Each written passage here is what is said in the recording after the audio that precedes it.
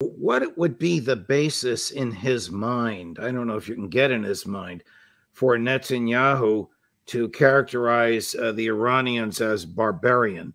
When he said this, what's going on in the Middle East is a fight between civilization and barbarism, I thought he was talking about himself when he said barbarism. I'm being sarcastic. He wasn't talking about himself, but the IDF are the barbaric ones. So I don't even have to repeat what they're doing. Everybody knows it. The torture that went on 2 weeks ago, and then the breaking of these guys out of jail with the police looking the other way, and the head of their equivalent of their FBI, Ben Gvir, saying, let them go. And then their attorney general saying, let them go. Yeah. It's reprehensible. Yeah.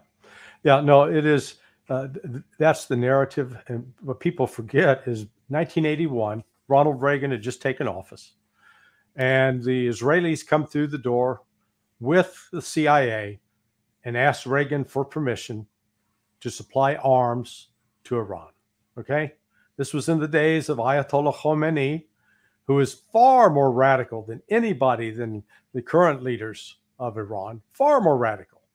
And during that period, Iran was carrying out, as we discussed earlier, terrorist attacks or sponsoring attacks against U.S. government and military facilities in the Middle East. And yet, despite all of that, Israel, with our blessing, was supplying weapons to Iran. So they've got selective memory in Israel.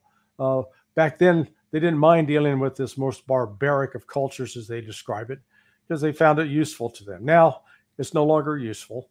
And it's not like Israel's been sitting there minding its own business all these years and Iran's been out trying to kill them. It's been actually the opposite.